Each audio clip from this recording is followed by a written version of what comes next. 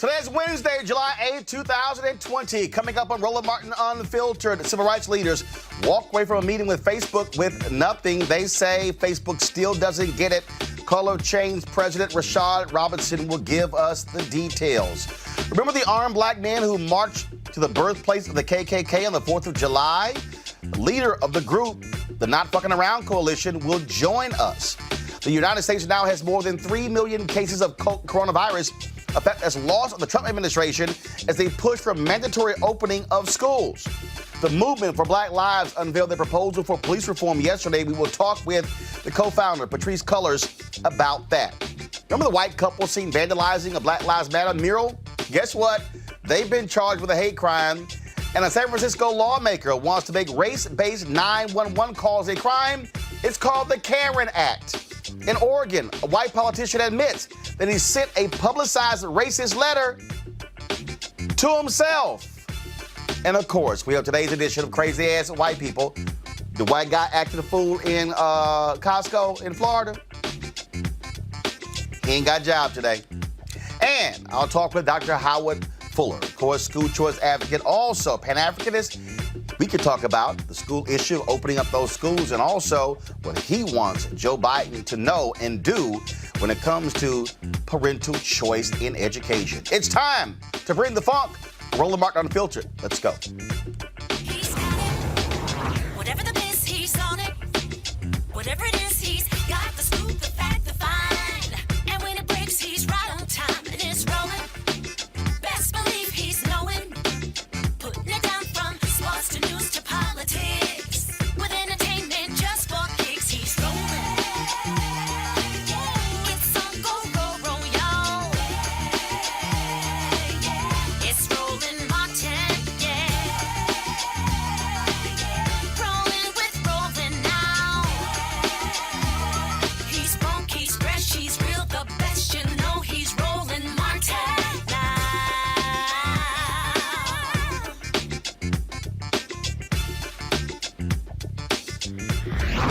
Martin. All right, folks, Facebook had their meeting yesterday with civil rights leaders. Today, the results of the civil rights audit came out. Not good at all. One of the folks who was there, who's been pushing Facebook for several years, is Rashad Robinson. He, of course, leads Color of Change. He joins us right now. First off, Rashad, the civil rights audit that came out today, what did it reveal?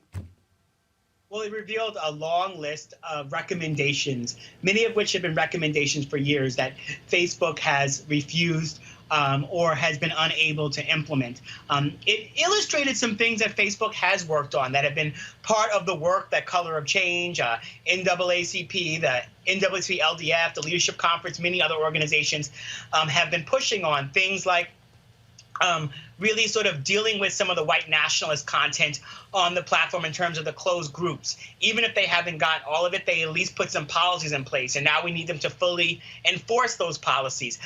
They've done some things over the years, like dealing with some of the ways in which you could go in and only market jobs to white people or to men, or only market housing to white people. And, you know, they had some lawsuits from the ACLU and others that we pushed them to settle, and they settled those lawsuits. But a couple of things that we've really continued to push them on is dealing with the political exemptions that have allowed Donald Trump to lie about voting, to incite violence on the platform, dealing with long-term civil rights infrastructure. We had sort of a minor concession at the last minute that the audit revealed, which I think is important for your viewers who I've been here multiple times talking about long-term civil rights infrastructure, the fact that Mark Zuckerberg can't make these decisions alone.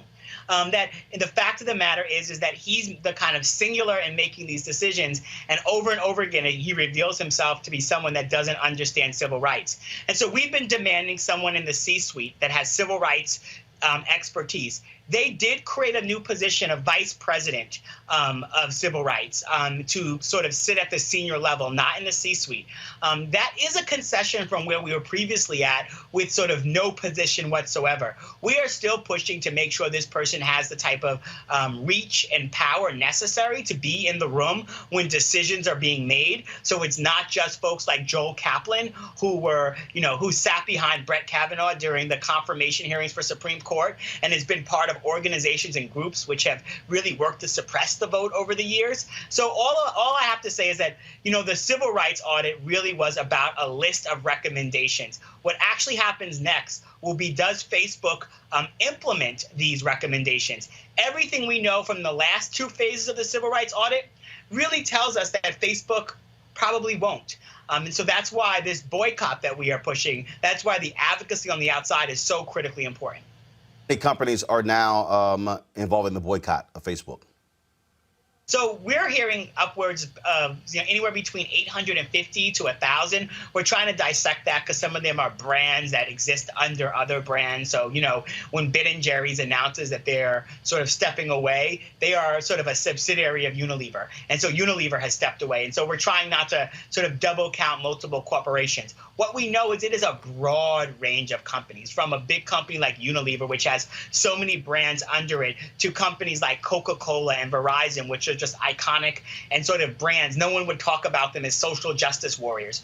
It has been a far-reaching campaign that, in many ways, I think hasn't been simply about the demand from the social justice organizations, but a recognition of how much Facebook has failed to even deal with some of the concerns that corporations have had about having their content sit next to white nationalist groups. Look, I ask corporations to do things all the time, and they don't always do it. And certainly 800 to 1,000 of them don't do it all at the same time. The fact that these corporations are standing with social justice organizations should speak to all of us about how out of step Facebook is, that they have been managed to bring folks who have oftentimes been on the other side of so many other issues together. So, look, Facebook obviously is resisting. You've got members of Congress who are saying it's time to break up Facebook. You have Senator Elizabeth Warren, who's been extremely vocal, saying that they are essentially a utility, just like electric companies, phone companies, and they were broken up in the past. Are we at that point?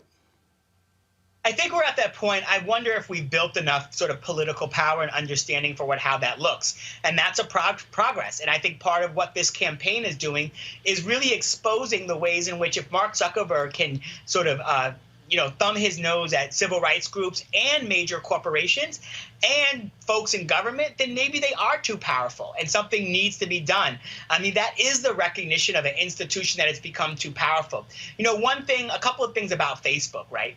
And I've said this before, but I want to keep saying this so people really understand what does it mean to be an institution that's so powerful that I can't just tell you to delete your Facebook page and it will matter, because they've become so ubiquitous in sort of the ways in which our media operates and the sort of ways in which media has changed over the last several years and how media is monetized. They've been so clear in terms of advertising and reach and how corporations need them to reach new markets. They've been such sort of a powerful force in the messenger market. So the messenger market is such an powerful way in which we communicate now. And Facebook, because they now own Instagram and WhatsApp, control about 75% of the messenger market. That alone makes it incredibly hard for there to be any competition. And competition is one of the places in which we look when we talk about sort of whether or not a corporation and an institution has become too big, where they sort of violate the principles of free market and don't allow for there to be competition. They can control the market and as a result don't have to make changes as a result of public pressure.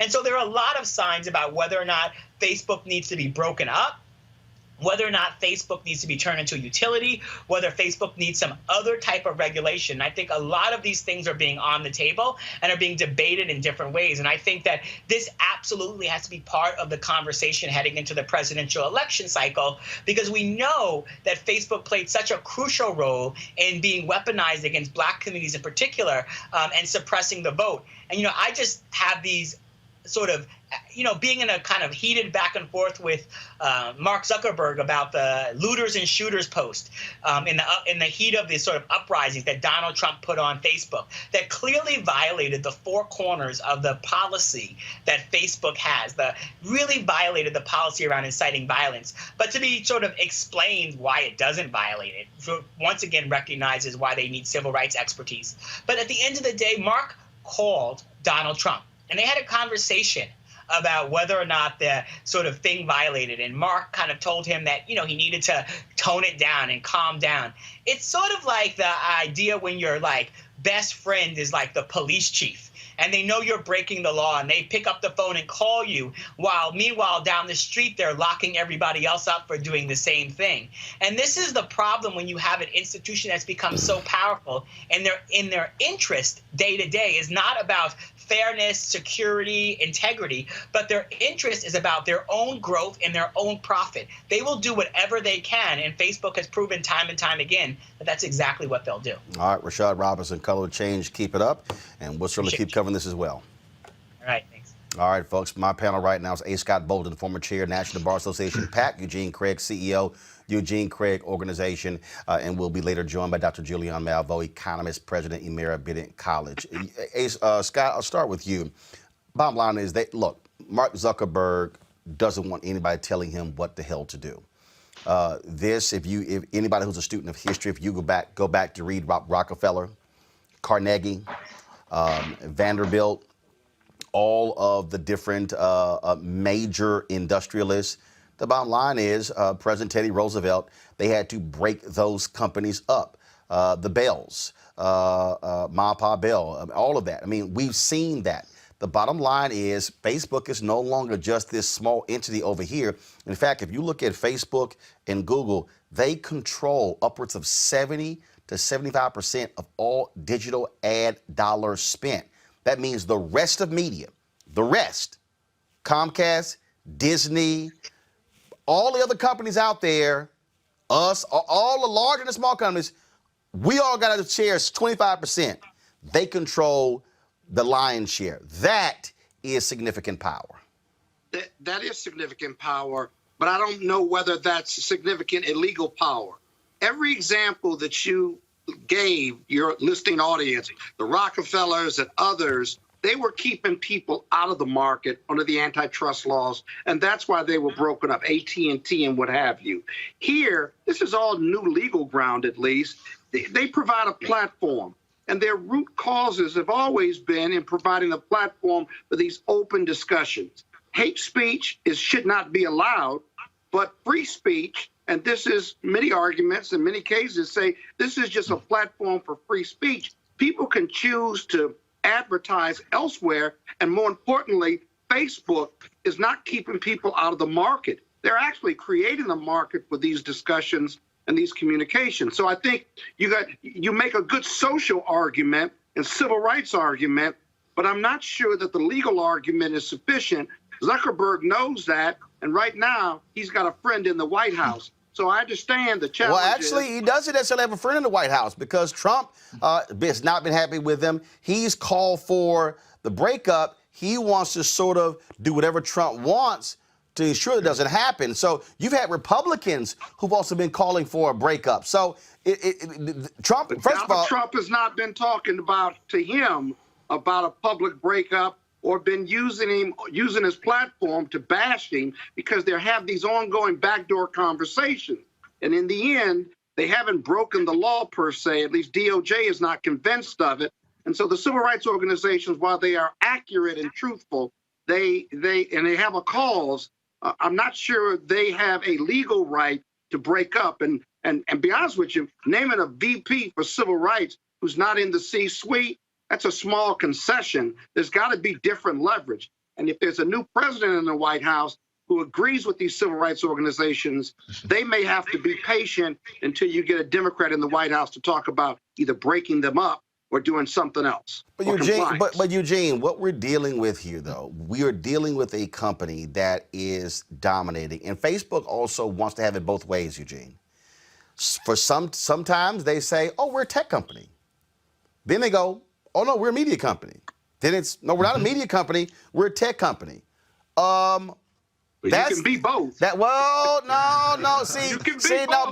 here's the deal, Eugene. They want to dance depending upon what the issue is. 230 protection. Go ahead. Yeah, they want the protection that comes with being a tech company. The Section 230 protection comes with being a tech company, but they want the content that comes with being a media and publishing company.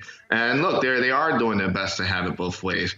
But I will say I do probably tend to, I'm a libertarian at heart. I believe in markets. I do think that, probably the best solution here is for alternatives to emerge. I don't know if I necessarily want, the heavy hand of the government coming in and deciding what platform's too big and too powerful, just because of the political nature of it, right? Yeah. Do we really want, Trump to come, in also alternative universe, Team Trump to come in and make the argument that, some black media outlets are too slanted or operate, in murky legal waters, X, Y, and Z? No. But I do think that, as I agree with Scott, the civil rights organizations do have a valid argument here, and I think companies don't have an obligation to advertise on Facebook. You could pull those ad dollars, and I think it may just take a more coordinated effort to because the thing is this: it's just like with political donations, right? Your big donors, they're big donors; they're able to get big chunks. But that mass that comes from the small guy. And that's where their money comes from. That's where their money comes from. Look, 6 to 8%, max 10% comes from the major companies. Facebook money comes from the smaller dollars. Yep, and the thing is this, until there's another way for a small startup company, right? Somebody that's opening up a Shopify store to come in and advertise and reach a broad audience at a really, really, cheap cost per acquisition. You're going to have this issue because it becomes the easiest way for me to grow my business is to advertise on Facebook and Instagram. But Eugene, if I may, final comment. The civil rights organizations are this hate speech issue. It's much easier for both sides to just put the kibosh on the hate speech, and then that would be a decent medium. Shutting them down, let me tell you something, Democrats and Republicans don't want to do that per se, or at least they'll do it as a last resort, because where do you begin and where does that end in the free market system in this capitalistic country? Well, the problem is, again, Mark Zuckerberg wants to have it both ways. He wants to have his cake and eat it too. And he will until someone stops it. No, he will until like business leaders. No, he will until you begin to see the political pressure saying, if you don't make some changes, we're gonna break your ass up. And the thing is this, it's about but here's the deal. Here's the deal. Again, though, I understand that, but trust me, if he begins to feel that particular pressure, he is going. Right now, he's already said internally, "Hey, these people are going to come back." No, if they stay away, you keep chipping away at his dollars. But if he begins to feel the intense pressure on Capitol Hill, trust me, he'll get the message. Folks, let's go to our next story. In Atlanta over the weekend, a local armed black militia made headlines on the 4th of July by challenging the KKK during a march from the city of Stone Mountain to Stone Mountain Park.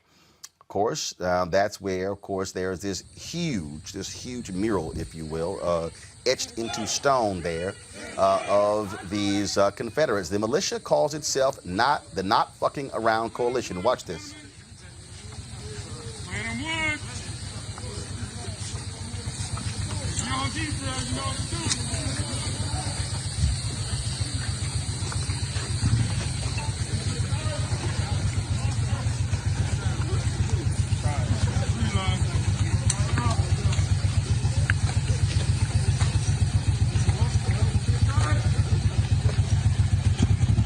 Now, the leader said the march was the result of threats made against blacks by members of the KKK and other white supremacy groups.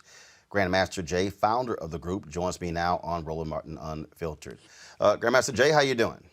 Roland, good to be here. How are you? Doing great. First and foremost, how many folks did you have out there? We had a total of 1,500 that were in the formation, and then we had a lot of folks that were unable to carry weapons but still were in uniform that numbered about another 150. And then, of course, you had a volume of spectators that wanted to trail along to see what was going to happen. They numbered at about another 150. So you, how long did it take for you to coordinate this? And was it also meant to let folks know, not just in Atlanta, but around the country, that there are African Americans today, in many ways, who were like the deacons of the defense in the 1960s, who protected black communities from the KKK? I would answer that in a twofold answer. First, it had a twofold purpose. If you remember, with the murder of Ahmaud Arbery, in Brunswick, Georgia.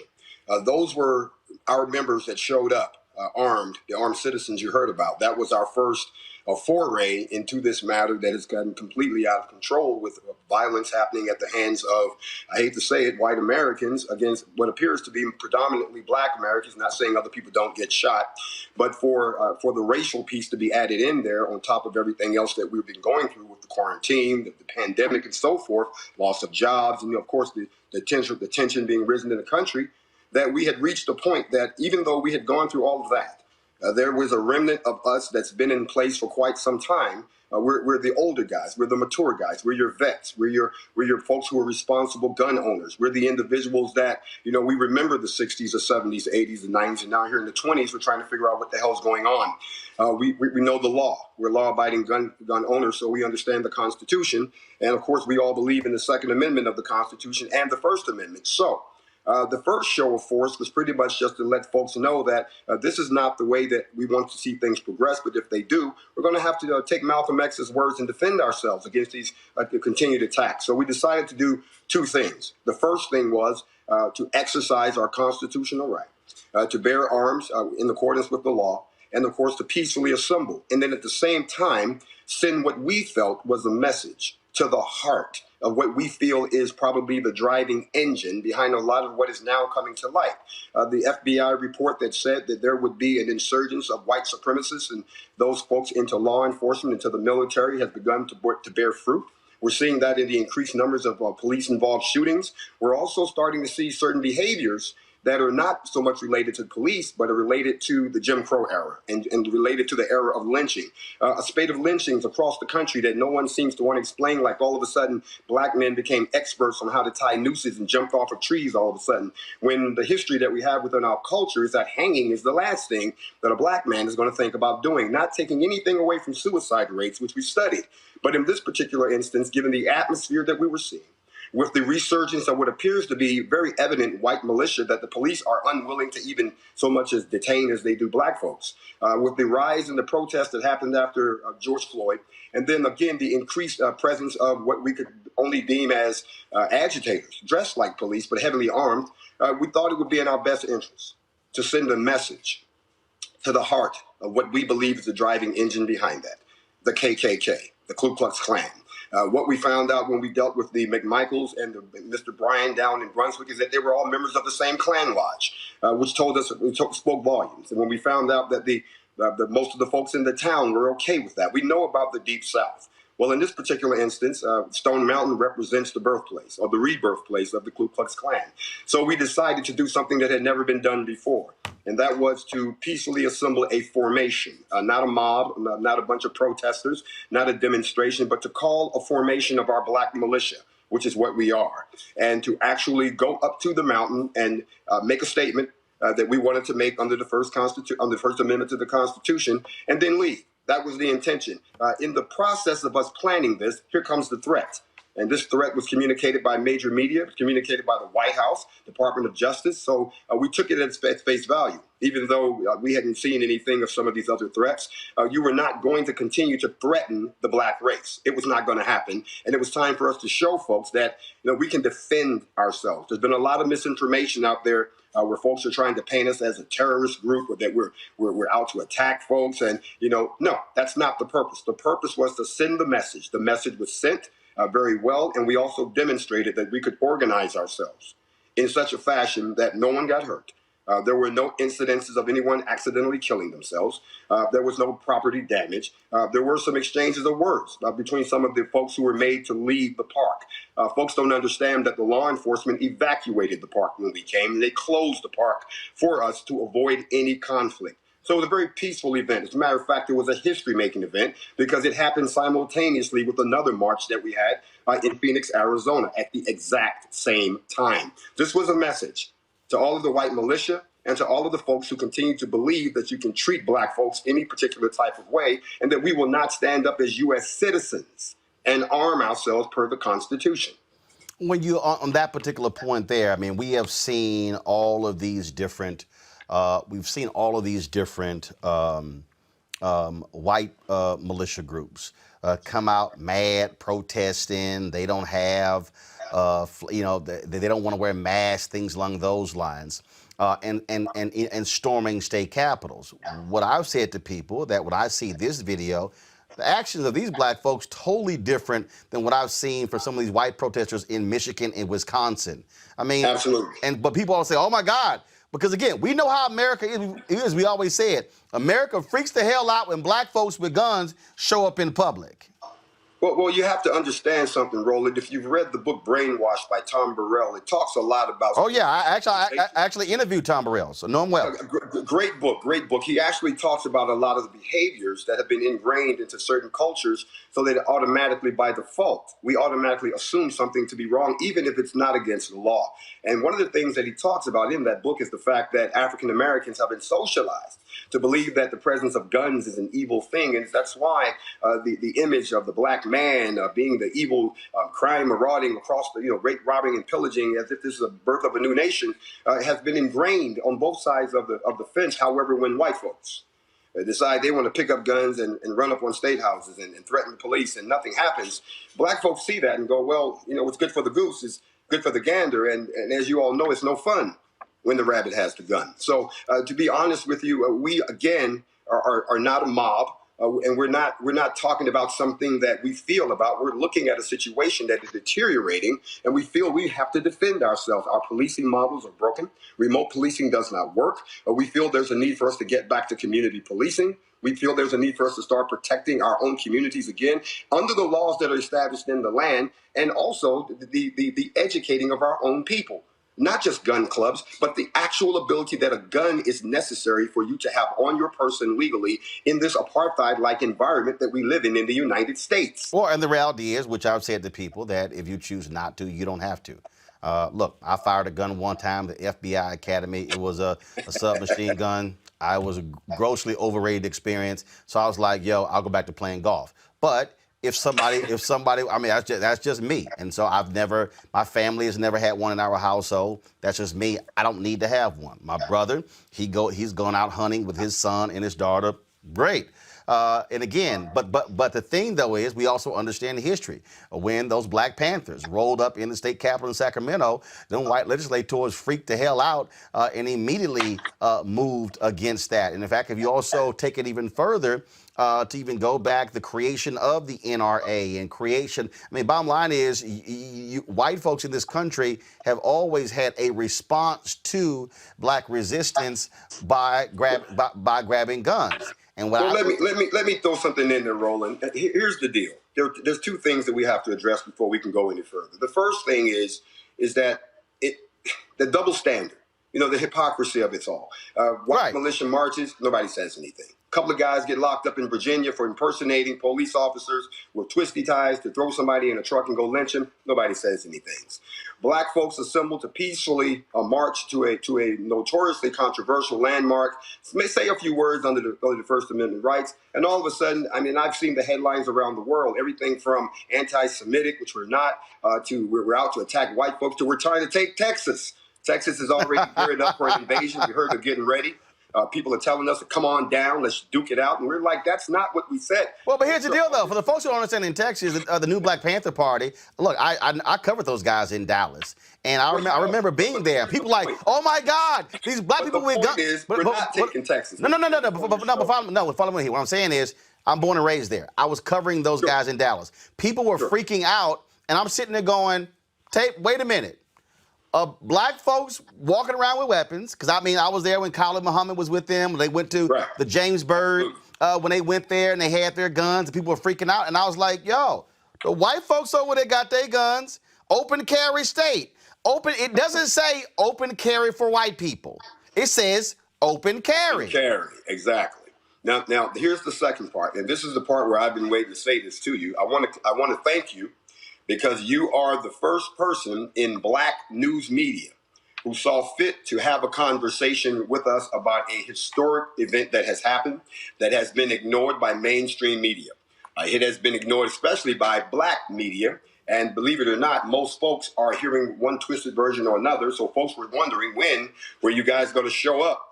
And I wanted to thank you, Roland, because someone said, Roland wants to have you come on. And I'm like, what, you mean Roland Martin? Someone finally spoke up. Roland, I have to tell you, I have newfound respect for you. After the comedy show you put on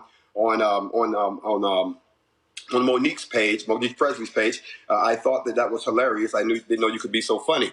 But now you have my newfound respect in journalism again, and I want to thank you for being the first Black news media outlet of major proportions to actually have the In Fact come on, discuss what we were doing, why we were doing it, and to speak from the perspective of the Black citizen. I have there are people who are commenting on Periscope. I see them on Facebook and YouTube as well. And so one of the things that I saw, one particular comment the folks wanted to get from you is that we've seen the shootings that have taken place in Atlanta, the 8-year-old girl being killed as well. And one of the folks have said, should there also be this presence in protecting African Americans in cases like that? What is your comment to that? You know, it's kind of ironic that they asked that question, because once we completed the march on Stone Mountain and we were done and we had been escorted out of the park, we actually went down to the Wendy's where Rayshard Brooks was killed. And we met with the young men that were out there guarding the place, and they asked us for pointers. And one of the guys even said when we got there, what took you guys so long to get here? And we walked around and they showed us the place. They showed us the stores. And we told them, you guys want to get some training. You guys want to, if you want to do this, you got to do it right. And everything was great. And then we left to escort Rayshard Brooks' sister down to Centennial Park to a reparations rally. She asked us to be her security. And while we were down there, again, it was a great time. And then we left.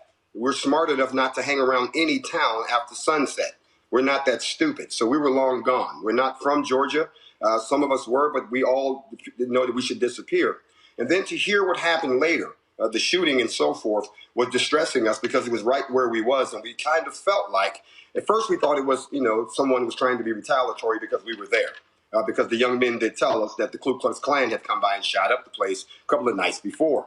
But then again, I can tell you now that the state of things in Atlanta at that time, there was lawlessness not just in that area, it was throughout the city. We saw a decreased police presence, and we saw a lot of folks who were taking advantage of that. So the hearing of that shooting distressed us. But what probably incensed me even more was the fact that there was not a structure like us in place that was already doing community policing. Because now that we've got a photograph and a videotape of the young man that's obviously not even qualified to be in the NFAC, we are an old folks organization. There are no young kids per se in our organization. Now that we've got a video of what this young man looks like, and we know there are 3 or 4 other suspects involved, we too have gone public to demand that that individual be turned over by the community so that they can be dealt with, because that is inexcusable. And yes, we do believe that is another justification for us to have our own community policing as opposed to remote policing, because those folks know who's in their neighborhood. So I do support that, and that is one of the tenets of the NFAC. And you're speaking about the shooting death of Sequoia Turner. Folks, go to my iPad. This is the photo that authorities released. They are looking to question this individual in that particular shooting. Of course, we also have, there were several young Black kids who were killed in Chicago over the weekend as well. Last question for you, and I've got people I'm reading comments from people who literally are commenting right now on Facebook. To the people who normally watch it on YouTube channel, we're having some issues there. It's buffering, so my apologies there. So if you got a problem with our YouTube channel, go to our Facebook page or our Periscope page, because we're streaming on all 3. So Grandmaster Jay, the question to you is, folks are saying, do you have chapters in other cities? And if so, is there a central location where people can go to get more information? They also want to know about starting chapters in their own place as well under your group's banner. They want to know, where do they get information? Absolutely. Anyone who is, there are two answers. Anyone who's interested in becoming a member of InFact, you can go to info@blacknfac.com. I'll say it again, info@blacknfac.com, and give us your contact information. There is a vetting process, and some of those, they have to do with the ability to own guns and attain or carry concealed. So your own background, so act accordingly. The other, if you want information on the group itself, you can either come directly to me, myself, and through our portal on Instagram. That's my official Instagram account. That's the official Grandmaster J on Instagram for the time being. Instagram is censoring us very heavily these days, as is Facebook, so we're looking at moving to other platforms. I am here on YouTube, but my YouTube may become the new place, but for right now, we are controlling the flow of information, Roland. We're controlling it because we learned our lessons from COINTELPRO. We learned our lessons from Operation Black Messiah. We've learned our lessons. So we're not as openly with our information as some organizations are. We are a militia. So we have to protect that information. So we control the input of whatever that comes in. Additionally, anyone who's curious about chapters, there are chapters around the country. We're still birthing chapters. As a matter of fact, the young man in Louisiana that they had the run-in last week, him and I have talked several times about them becoming the Louisiana arm of the NFAC. If you already have a militia-type organization in your city, feel free to reach out to us, and then we can have a conversation, and then we can talk about whether or not we append that, because we are a coalition, which means that we work along with different elements. However, our core group itself is pretty large. So if you want to join the NFAC directly, that's what you saw in Stone Mountain. Those were all NFAC. Then you please feel free to get in touch with us. There is going to be, and I'll end with this, Roland, we're going to do a recruiting tour where I am going to come to certain cities. And if you already have your chapter ready to go, I'll have my team with me. We'll inspect your folks. We'll make sure everybody's up to snuff. We'll check documentation, and then we'll swear you in. And you are then officially a member of our particular organization. What happened in Stone Mountain also is we swore in all of those people. They had come from many different places. This was their final step.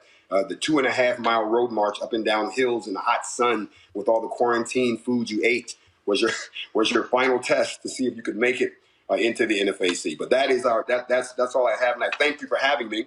And I would hope that everyone realizes that we're setting an example of how you should respond in the ongoing face of aggression against the Black community. Thank you again, Roland. I appreciate it. And again, for the folks who are out there, I unfortunately, I do not have it with me, but it is on my bookshelf at home. I'm trying to actually pull it up right now. Just give me a second. I want to. So for the folks who, again, who don't understand history, this actually, Lance Hill is the author of a book. Go ahead and show this. The Deacons for Defense, Armed Resistance, and the Civil Rights Movement.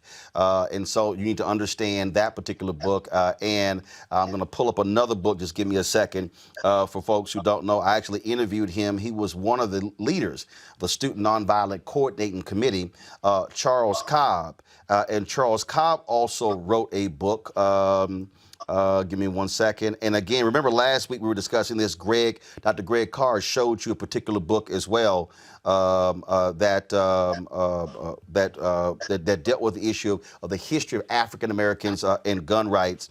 Charles Cobb's book, I'm looking for the cover, but I think it was called This Nonviolent Stuff Will Get You Killed. And he was actually talking about, again, the history of gun rights during the Black Freedom Movement. Grandmaster Jay, we certainly appreciate it. Thanks a lot. Mr. Martin, thank you.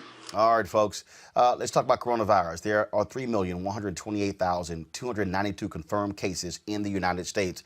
134,424 people have died, and 1.3 million folks are recovering.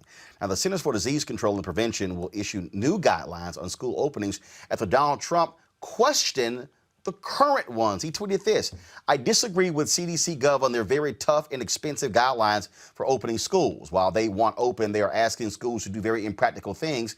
I will be meeting with them. In another tweet, he threatened to cut funding for schools if they did not open. Now, despite surges in some parts of the country, he's pushing for all schools to reopen by the fall. In fact, Betsy DeVos, the education secretary, has also said that. But states are still pushing back, not only on this, on other issues. Just this afternoon, Houston Mayor Sylvester Turner and that state's convention organizations ordered the Texas Republican Party that they cannot hold their conference at the George Brown Convention Center in Houston next weekend. Now, here's what's interesting. Republicans voted to move forward for their state convention in Houston, but their speakers will be speaking remotely. Really? So y'all scared to come speak, but y'all want folks to going back to school in the fall. Joining us right now is infectious disease expert specialist, Dr. Alexa Gaffney. Dr. Gaffney, glad to have you back on Roland Martin Unfiltered. Thanks for having me on, Roland. Here's what's interesting. These folks have not talked to, they are not communicating with teachers. They're not communicating with administrators. They're not communicating with school staff, all of the people who are going to have to be in these schools.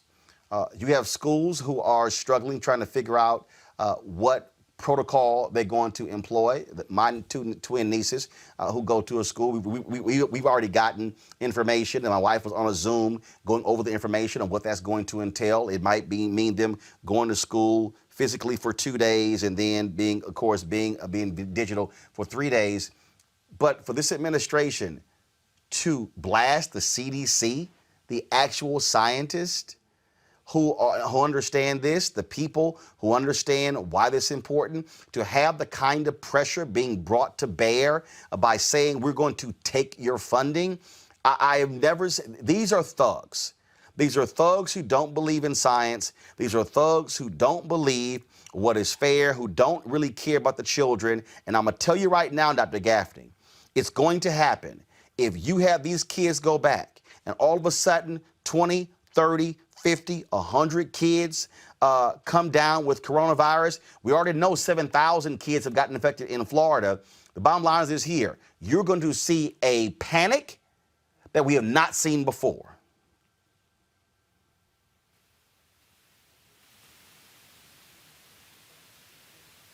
We're not hearing Dr. Gaffney, so let me know what's happening with the audio. Okay, Doc, are you muted? Double check your button. Make sure you're not muted.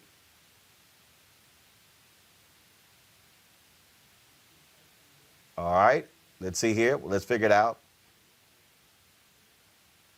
I'm waiting on Doc to figure it out there, so we'll so just let me know when she is when we have her audio fixed there. Okay, so let's go to our panel. Let me know when Dr. Gaffney's audio is fixed. Eugene, I'll start with you. I mean, this is crazy what is happening. I mean, these thugs are basically trying to, bash, the CDC and force them to come up with some guidelines that don't make sense. I mean, this is absolutely crazy. People will literally die because Trump wants to play a political game. I mean, they will literally die. While you may not have as many deaths among the young and among children, they can still be carriers to people that are at risk. And that has to be taken into account when you're dealing with opening up schools. Employees will be at risk, and the children will become carriers. And Team Trump doesn't care about that. All they care about right now is literally just trying to win an election.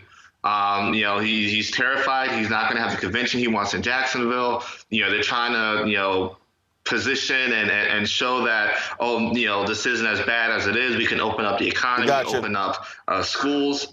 Got it. Hold tight one second. Eugene, hold on 1 second. I want to go to Dr. Gaffney. We think we got her back. Doc, you there? I'm here. Okay, go ahead with your comments. All right. Sorry about the mishap before.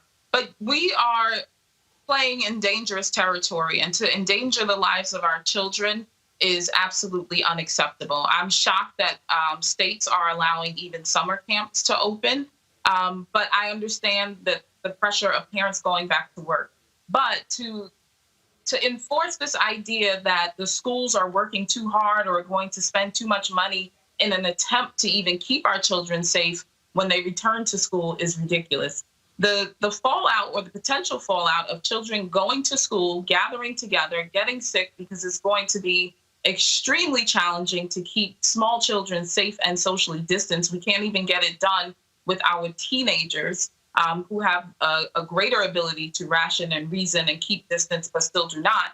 How do we expect our children to safely do that? So small children coming back home to parents and to grandparents, because many folks in the United States are living in multi-generational household, is a setup for disaster. We're already in the midst of a man-made surge because people could not resist the urge to go out to bars and party and gather at their homes. And we're expecting a natural surge come fall and winter when the cough, cold, and flu season comes in. So on top of dealing with COVID 2019, we're going to be dealing with flu and RSV and typical strains of coronavirus and rhinovirus. And we are setting ourselves up for disaster. And so this Senator Rand Paul, I remember he was on, he was just going on and on, schools got to reopen. And I'm sitting there going, do y'all understand what you're saying? And then this whole notion, they've been peddling this whole deal, and which is also part of the problem, I think, from Fauci and others, that, well, young folks shouldn't have to worry about this. Then all of a sudden we're seeing people in their 40s dying, now 30s and 20s, and now we're seeing teenagers, and now we're seeing younger people. We had a doc on Sunday who said, we don't know what this disease does. It hits people.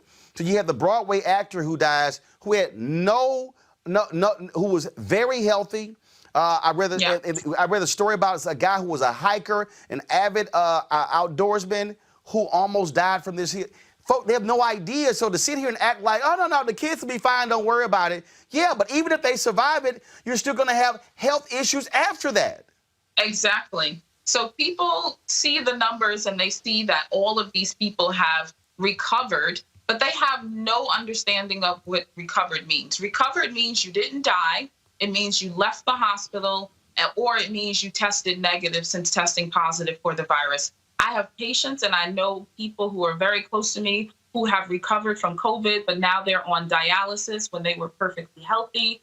I have people who've recovered and now they have chronic lung injury and they're on oxygen. I have people who have recovered, they're disabled and unable to work. People are going into nursing homes and skilled nursing facilities, and they'll need weeks and months of rehab before they can go home, and they still may not be ready to return to work. So this idea that, we're doing this because we need to rescue our economy, if we take out our healthy folks who are able to go to work and contribute to the economy and allow them to get this virus, who's going to be working to generate dollars or spend money anyhow? It's just very dangerous thinking. It's very short-sighted. It's not scientifically or factually based, the decisions that are being made. And we're choosing dollars over life, and we're not looking at the long-term implications for this. We're driving up healthcare costs in the short term and the long term by allowing people to go out and get sick. And we're sending mixed messaging by opening things up and suggesting that it is safe for people to congregate, and it is not. There's really not a safe number or a safe crowd size that you can put on and say that people can safely distance. Human nature is human nature, and people have not seen each other for weeks or months. It's very challenging for people to resist the urge to reach out and touch, reach out and hug one another. We see people either not wearing masks at all or wearing masks as, chin straps, basically. So they're not covering their mouth, they're not covering their nose, and they're not doing the things that they need to do to prevent the spread of this infection. This is not the time to get tired or to get fatigued. This is not the time to buy into the conspiracy theories or the claims that this is a hoax. COVID is very real. It is taking people out. We are seeing the numbers rise consistently and exponentially on a daily basis. We are up 50,000 plus new cases in the United States. We're running out of ICU beds in Texas and Arizona. Hospitals are reaching their capacity, and we're back to where we were in mid-April. Yep. And we know exactly what this virus can do. And there's still a lot more that we don't know about what this virus can do. We never predicted that people would get blood clots in their legs or lungs or suffer heart attacks or suffer strokes as a result of this infection. And so these are all the things that are at stake. And young people are kidding themselves if they think that they can't get sick, or if, like we say, it can't happen to you, it can happen to you. And, the government is kidding itself if they think that we won't see a greater fallout if we allow our children to return to school. We haven't seen greater numbers because the children were pulled out of school. But schools are petri dishes. They're germ factories. Children touch one another. They touch everything. There's a lot of shared space, and children are not going to go behind themselves and clean up and disinfect the same way that adults would, nor can a teacher maintain a classroom environment and keep it clean and disinfected to the degree that would be required to, quote unquote, keep a school safe. But you can't keep a school safe. That's the reality. Yep. And that's the issue that we're facing. Dr. Alexa Gaffney, we certainly appreciate it. Thank you so very much. Thanks for having me on. All right. Okay, folks. So here's the deal here. I want to go to you, Julian, before I go to my next guest, Dr. Patrice Cullors. Julian, colleges are dealing with this. I just got to know the Ivy Leagues have canceled all sports until the fall. They announced that they're going to be going to online learning only. Hampton University announced the exact same thing. Some other HBCUs are saying they are going to have classes, but it's going to be a combination of online as well as in person. Folks are trying to feel their way. It doesn't help to have an administration sort of being heavy-handed with this whole deal. This administration has totally dropped the ball.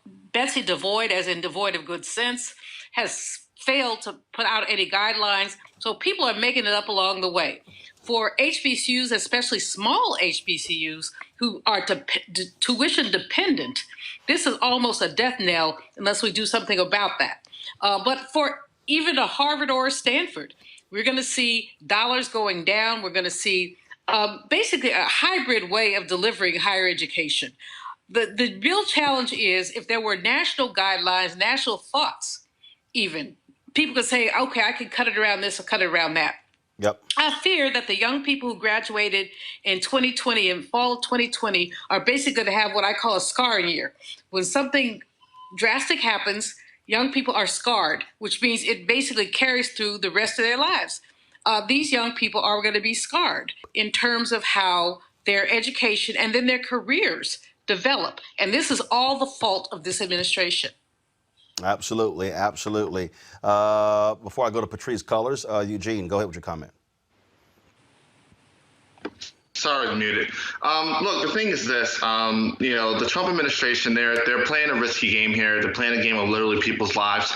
Currently unsatisfied with 130,000 people dead. For them, it's literally about winning the November election. And, it has, at this point, it has to be more than that, especially they claim to be pro-life. Scott, your comment.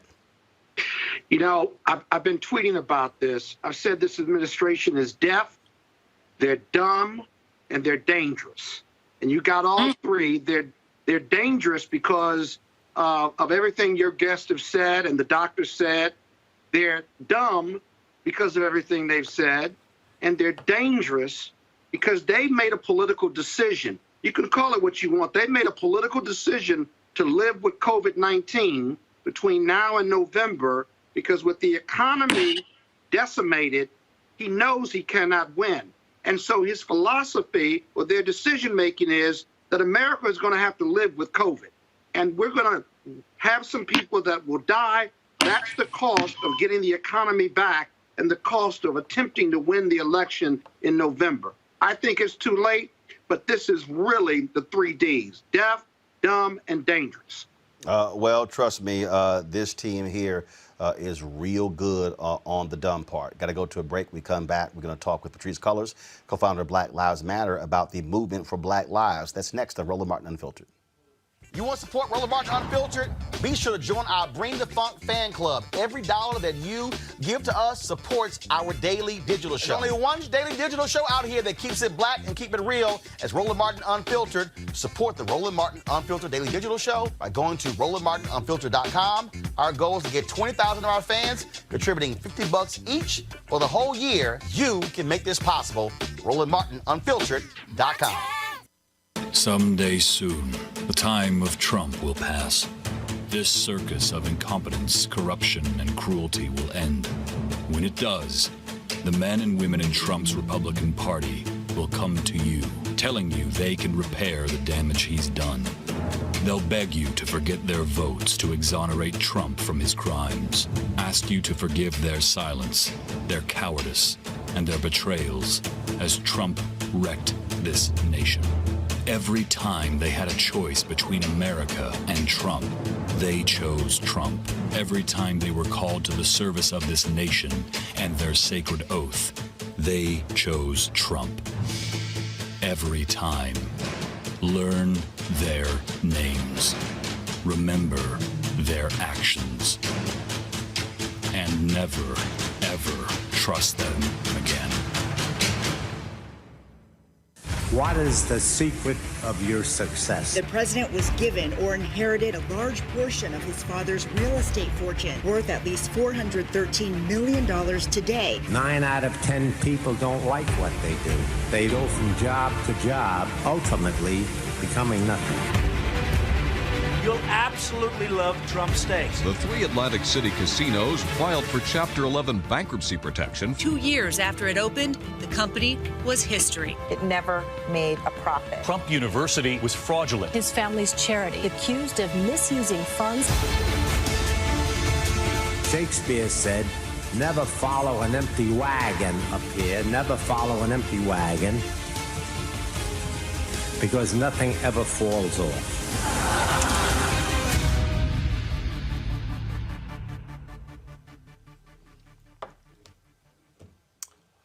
Folks, the reason those ads are critically important, especially that first one, is that Donald Trump was allowed to do what he has been doing by Republicans who have been drunk with power.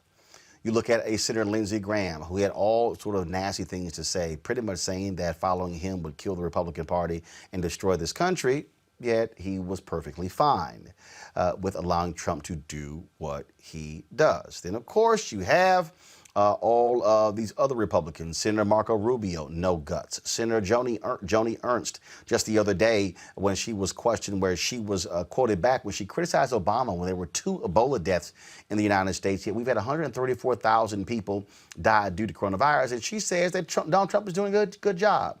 Then, of course, you got Senator Susan Collins with her nonsense, and we can go on and on and on. But the fact of the matter is this here. All these people will stay in power unless we actually mobilize, organize, and vote.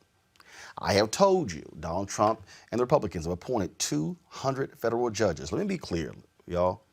Donald Trump and the Republicans have appointed and confirmed 25% of all federal judges in America. 25% of all federal judges in America. If he gets another 4 years, they will appoint more federal judges. That means that at the end of 4 years, he will have appointed half of all the federal judges in the United States. I want you to hear me clearly. Half. They are purposely appointing people who are between the ages of 35 and 45. They are purposely doing this. Do you follow me? On purpose, they're doing this. That's what is going on here, because they want to be in control of the federal bench for the next 40 to 50 years. Every law that is passed in this country is passed. Why? Because it's going to be reviewed by the federal bench. We need to understand that. It is going to be reviewed by federal judges. So if y'all are sitting here going, oh, man, this is really no big deal, I can ignore the top of the ticket, no. The people who are senators that matter. If Democrats get control of the United States Senate, they only need to pick up 4 seats. They believe they're going to lose the Senator Doug Jones seat in Alabama to either Tommy Tuberville or former Senator Jeff Sessions. They understand that. Which means that right now they're leading in Arizona. Democrats are leading in Arizona. They are leading in Maine. You also have them slight lead in Montana. And then you also a big lead in Colorado. Big lead in Arizona, big lead in Colorado. And then, of course, what you have in Maine. That means you pick up 1, you control the Senate. That means that you will see more black progressive federal judges. That means you will see more Latina progressive judges. That means you're going to see federal judges who actually care about civil rights, who actually care about environmental rights. Don't lose this. White conservative evangelicals are scared to death right now because they absolutely want to control the federal bench, and that's what's going on. I need all of us paying attention. I need people sitting at home right now. I don't give a damn if you don't like Joe Biden. What I guarantee you is this here, and I said it 4 years ago, and as simple as this here. Judges Hillary Clinton would have appointed look totally different than judges that Trump has appointed. Judges that Biden will appoint will look totally different than Donald Trump. In fact, Donald Trump has only appointed, 1 black federal judge? 1? More than 80% of the federal judges that he has appointed have been white men. That's closer to 85, 88%. Understand what is at play here. You had better understand your power cannot be underutilized. If you are listen y'all, there are 2 United States Senate seats up for in November in Georgia. 2. Raphael Warnock is running for one. John Ossoff is running for the other. On the Democratic side, you got Kelly Loeffler facing Doug Collins in a runoff, and then you got Sonny Perdue. Tom Tillis is facing Cunningham in North Carolina. Black folks can make the difference for that seat in North Carolina, can make the difference for those in Georgia. July 14th, you got the runoff in Texas on the Democratic side to face, of course, the sitting United States Senator there, John Cornyn. Black folks can make the difference. Black votes can make the difference in Martha McSally versus Mark Kelly in Arizona. Folks, I need us to understand, and for all the people, let me be real clear. I am not making a Democratic versus a Republican argument. I have never self-identified as either one. What I am making is, here are 2 individuals running. Which one is more likely going to line up with the things that I care about? That's who I'm saying vote for. And we have watched Republican senators stand with Donald Trump and literally vote on some of the most ridiculous things you've ever seen. I've shown you the facts when they voted to repeal anti-discrimination language that was to protect black people when it came to buying cars. One of the first things they repealed in the House and the Senate, Trump signed. Supreme Court Shelby v. Holder decision. House passed the bill. The Senate has refused to even bring up the bill. The lynching bill. Oh, for everybody who said, we don't need a lynching bill, lynchings no longer exist. What just happened in Indiana over the weekend where that brother was almost lynched? Why is Senator Rand Paul and the Republicans holding that up? Why won't Senator Mitch McConnell, Majority Leader, bring it up on the floor to allow them to actually vote on it? Y'all had better understand what's going on. Y'all had better understand the actions. You just saw the Supreme Court allow the Trump administration to expand the religious exemptions when it comes to contraception in the Affordable Care Act. But why am I raising that? Because the Trump administration wants to get rid of the Affordable Care Act, which has a direct impact on the health of black people. So you can sit here, but you're sitting high and mighty, and say this means nothing, and I don't care. I'm going to sit this one out. You can engage in this dumbass conversation that I'm going to vote for Kanye West, which is stupid. It's not even real. You can play the game that you played in 2016. But you play that game, it's going to be dangerous. And the decision that you make come November is not going to just impact you. It's going to impact your children and your children's children. Let me say it again for my final point. Let me be clear. It will be 23 years before America becomes a nation majority people of color. That's in 2043.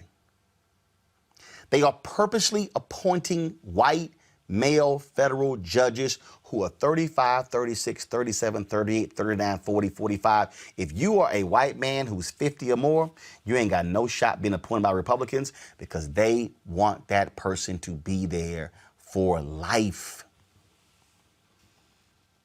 Which means that if you don't vote in November and you have a child, let's say in 2021, that means that when your child becomes 22, America will be a nation majority people of color, and those judges will still be sitting on the federal bench. And then if your child has a child at 22, and fast forward 20 years, those judges are still going to be on the bench. So yes, your vote in November has a direct impact on what happens to your children's children. Think about that when you choose to sit your ass at home bitching and moaning because you don't have the perfect candidate. I'm gonna go to my panel on that point. Julian, that's the thing that we need to, we've got to look at this that way. Republicans are playing long ball. And Republicans have always played long ball, while Democrats have generally played short ball. We saw that, I mean, the Reagan legacy is alive and well. Let's think about the deregulation, all that is alive and well. He put it in there, and these people have moved it forward. What's that? Newt Gingrich, his legacy, the what did I call it? You know, anyway, the contract on America, that's alive and well. The deregulation in terms of food stamps are all alive and well because Democrats don't think long term. President Obama, bless him, I mean, he's my theme song of "If you think you're lonely now, wait until tonight, baby," because basically some of us talked about it, but he was better than what we have here. But he did a lot of stuff in those last 16 months that now does not stand the test of time because of that. So Democrats are always running in, while Republicans are just basically putting foundations together. And so you're absolutely right about the judges. It's not only about the judges. We can look at the environmental piece, Roland, where many environmental protections have been basically taken away, labor protections taken away, and then with the corona, I sound like a black person when I say the corona, but then with the corona, basically any protections there were taken away. And then how does someone in the middle of a pandemic say, I want your health care back? So that's where we are. Eugene, you're conservative. You understand the games that they play. Oh, absolutely. And look, the Federalist Society, they exist solely to get judges appointed and elected across the country, right? I think Democrats need to do one thing. One of the first things, when the Senate's retaken and Joe Biden is elected, that needs to happen, probably within the first week, need to very swiftly pass term limits for judges. If 5 years is good for an FBI director, 5 years is good for a federal judge. And look, those judges can be reappointed. I don't think it's unreasonable for a Democrat president to reappoint a good judge that was appointed by a Republican and vice versa. But I do think probably the first thing that needs to happen is term limits need to be put in place. And the term limit can start from the time that the bill is passed. There are ways to do it, and what that will produce is a turnover of judges. You'll be able to get rid of some of these bad judges that were slipped through via the Trump administration and replace them with good judges in a pretty swift time span. But Eugene, what about grandfathering? What about grandfathering? I mean, if judges have been appointed to a lifetime appointment and then a Democrat comes in and says, we're going to do term limits, grandfathering would keep them there. Right, but here's the deal, though. The issue. Hold on one second. Scott, now go. It would only be grandfathered in if the legislation specifically. That's the first thing. Secondly, Roland, you're absolutely right. Winning is everything, and it is the only thing. And while we have this whole effort to get people registered to vote and a fair fight, I'll be honest with you. We need boots on the ground taking people to the polls. We need people giving out water and chairs, because down south they're going to make them wait forever. But the vote is just too important. Our money needs. All right, Scott, we're losing. Scott, we're educated already. Scott, we're losing you with your audio. So I want to read this here. So this fool on YouTube, Ja Ellie or Eli, whatever. This what he writes. Roland jump off. Rolling is, Not yes, working. yes. There's issues with Scott's audio. Like, literally, it's being real choppy. So, this is what he says. Roland is trying to shame black people for not falling for the bullshit anymore. Stop trying, Rose, scare people. Judges have always been racist white men. We have nothing else to lose at this point. You are an absolute, complete dumbass. let me just say this again, Ellie or Eli or whatever. You are a 100% absolute dumbass. So allow me to explain. Go to my iPad, please, y'all. For the idiots like Ellie, E-L-I, or Eli, idiots, I want you guys, hold, please, I'm getting all this feedback there, so mute that for me. I want you to read this book here. This book is called Unlikely Heroes, a vivid account of the implementation of the Brown decision in the South by Southern federal judges committed to the rule of law. It's authored by Jack Bass. Ellie, who is a dumbass, what you don't understand is that these were white men who took the Supreme Court's Brown v. Board of Education decision, and they then interpret that and executed the decision. Let me say it again. They executed the decision. I am from Texas. There's a guy named William Wayne Justice. I got somebody over here to say, Roland, you have too much class to cuss. No, sometime you gotta cuss dumbasses out. There's a guy named William Wayne Justice. William Wayne Justice was a federal judge who ruled that the Texas prison system degraded inmates and trashed the condition of those federal prisons. He oversaw the prison system in Texas for more than 2 decades. Google it. He died last year. Justice William Wayne Justice. I can go down the line, Eli,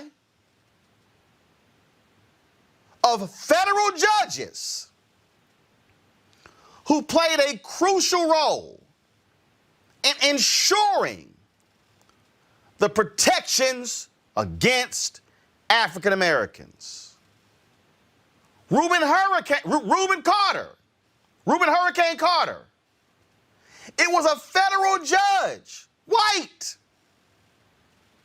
who actually went above and beyond and considered the evidence in his case that freed him. I can go on and on. Now, let me be real clear. That does not mean that all white federal judges have been fair and impartial. It does not mean that they have properly ruled in our favor. But you have got to be a complete dumbass to somehow suggest that we have nothing to lose. Because what you don't understand, and I'm tired of these idiots who don't read, who don't study, who don't know jack, who don't realize that the ruling of a federal judge for or against can be used for the purpose of precedent 100 years from now. Let me say this again. Dumbass Ellie or Eli, and people who think like you.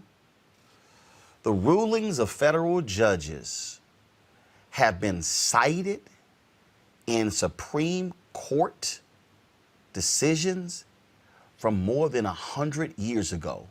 Don't you think for a second that we have nothing to lose if we see more federal judges who were frankly anti-black? Eugene, go ahead. Yeah, I mean, look, the federal judiciary has always been the backstop for civil rights movement from slavery to now.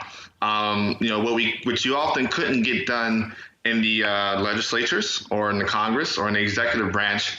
There's this document there called the Constitution that, the gentleman might want to take a look at, that provided for a judiciary that, at times and more times than not, used to protect us. Brown versus Board is probably the most blatant example, but there are many others out there.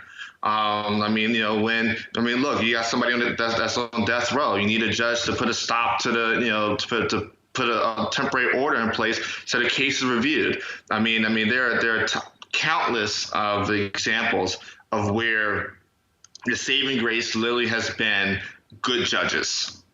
Literally has been good judges. Without the catalyst of Round Board, we may not be where we are today, and that came from good judges. Scott, are you there?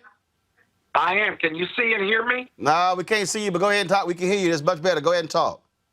Well, these are Article 3 courts, and they're all. Scott, do you have a cricket phone? You are going in and out. Okay, try to talk now. Go ahead. I think it's your equipment. No. I think it's your equipment. Julian and Eugene sound great. Listen, these are Article 3 courts. Can you hear me? Go ahead. The feeder system. Okay, y'all. To the Supreme. Yeah, we can't hear Scott at all. I'm sorry. We just can't. It's just like we hear every 5 words. Julian, go ahead with your comment. Julian, go ahead. Guys, Julian. Yes, I'm here. Julian, go ahead. Okay, can you hear me? Yes, we can. Go ahead. Okay, I'm saying that we rely on the Constitution, although it's imperfect.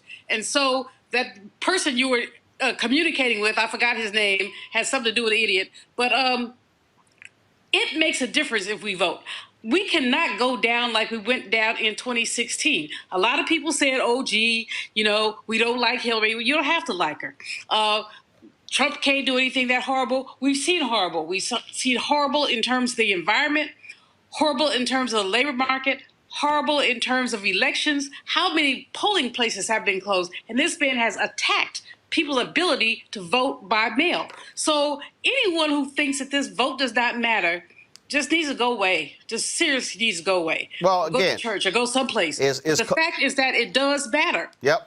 Absolutely, it does. It does matter. And so we're not going to play games. We're going to keep hammering this whole deal. But I'm trying to explain to y'all why conservative evangelicals, all they care about is the federal courts. And that's for a reason. Folks, remember the man and woman, the white couple who used black paint and a large paint roller to vandalize that Black Lives Matter mural in California? We'll refresh your memory. No, I'm serious. What are you doing? What is wrong with you?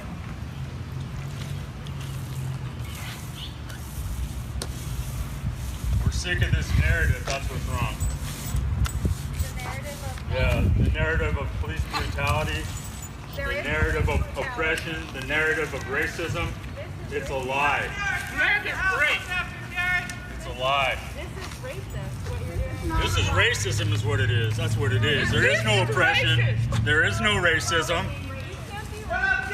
It's a leftist lie. It's a lie from the media, the liberal left. You can't be that stupid, can you? No, but you can be. No, I'm not actually. You are the idiot in the scenario. He's this shit in fucking New York. This is not happening in my town. Well, it's not happening in her town. Really, Nicole? Well, Nicole Anderson and David Nelson are now being charged with violation of civil rights, vandalism under $400, possession of tools to commit vandalism or graffiti, and hate crime. How about them apples, Eugene? Look, I'm telling you, it may not be happening in her town, but definitely is happening in her town. The charge is being dropped. And look, hopefully this is an example that deters other, MAGA hat wearing ingrates that, you decide to mess with these murals. you'll catch some charges. And look, there were, their actions were racist, and they're valid hate crimes. So I'm glad they were charged, and let's see what happens here, because charges is one thing, conviction's another. And here's some other charges. A San Francisco lawmaker introduced a new bill called the Karen Act. It stands for a caution against racially exploitative non-emergencies. San Francisco Supervisor Shaman Walton says that this bill would make it unlawful for someone to make a false report based on someone's race, ethnicity, religious affiliation, gender, or sexual orientation. The bill was created in response to recent incidents where a lot of white folks have been calling the police on innocent black people, Julianne. Dr. King once said, the law cannot make you love me, but it can keep you from lynching me. And that's what these laws and this movement is about. I don't care what white people think about black people. But when some silly white woman calls the police on a man who's bird watching, when someone calls the police on a child who's selling lemonade, that is hateful. And so these laws we're moving to a place where at least hate is illegal. Doesn't mean that we love each other, but it does mean, as Dr. King said, the law can prevent you from lynching me. And so a step in the right direction. Now you spoke of that woman. She's actually being charged. Now the brother in that case, he's not cooperating with police. He said that she suffered enough. I mean, look, okay. He's probably a Buddhist or something. Bottom line is, Eugene, look, black folks, we got so much mercy for everybody. We got mercy for everybody. But I'm sorry. If that white woman had been successful calling the cops, that brother could have been dead. Damn that. Eugene, prosecute her ass. Exactly. Under the jail. Exactly. There ain't enough mercy in this world. You put my life at risk, throw the cuffs on and no bail. Let's get the reverse of that cash bail. That was the end of it. One end is letting people out and holding them. If her intent was to get him swatted and get him killed. And there is no level of Jesus, no level of mercy in this world. You try to get me killed, I'm going to use every possible ramification to make sure you are dealt with.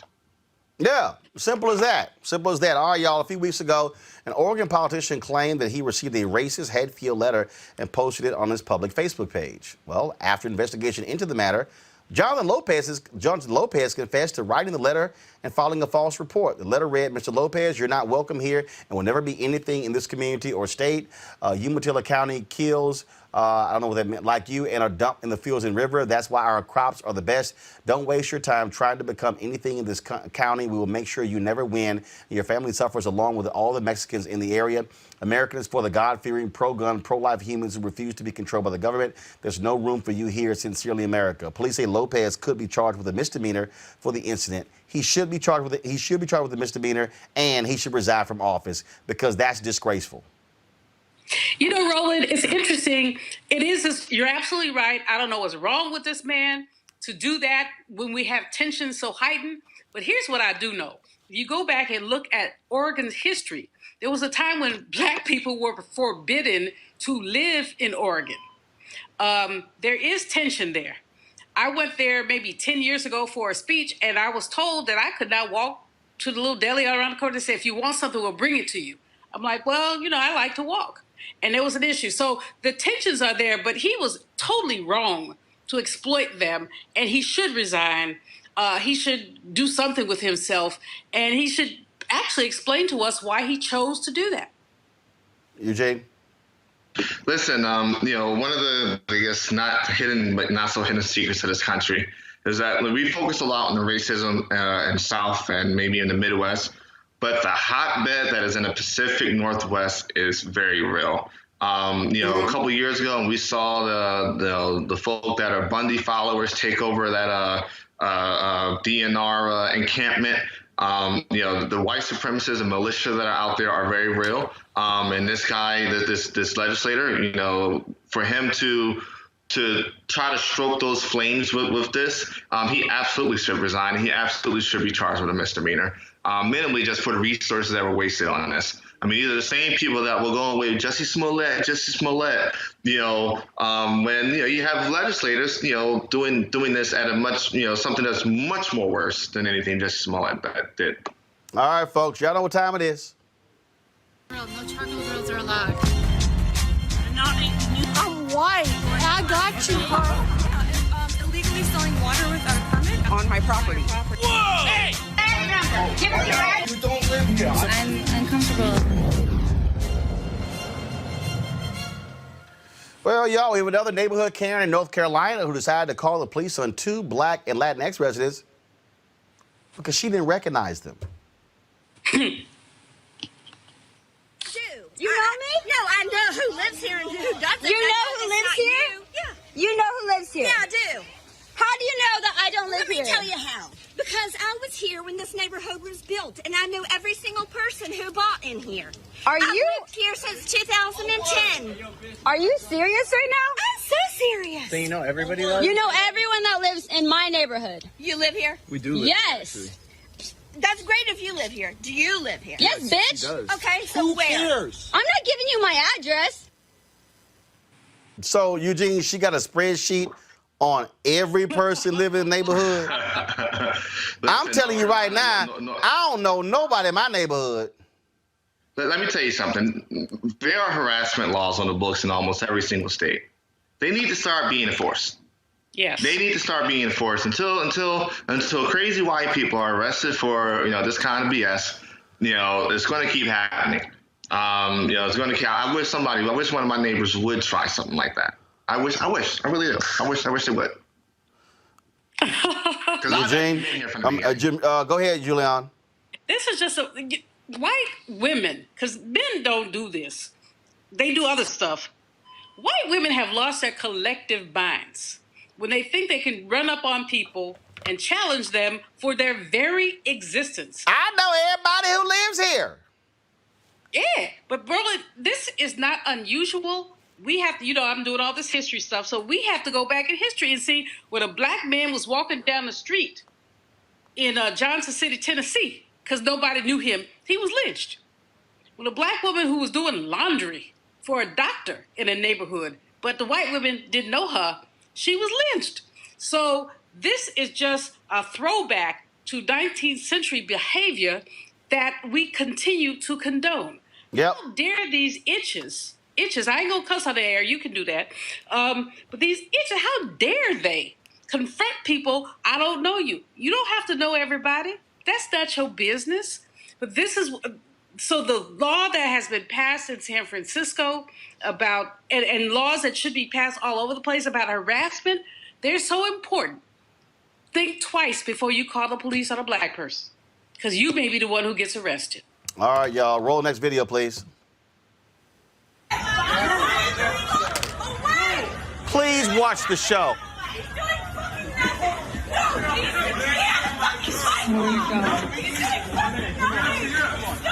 The next time I come, we gonna be even. Come on, my guy. Then we can talk that shit. Sit down. Come on, man. Don't you dare. Don't you fucking dare. All right, I discussed that fool yesterday. All right, folks, let's go to this next one. Remember this here? The white woman who coughed on a baby in a stroller after she had a verbal altercation with the mother? Well, guess what? She been fired from her job with the California school district. Yep, she gone. Hey, Eugene, I keep. Do we have a video of that? So here's video right here.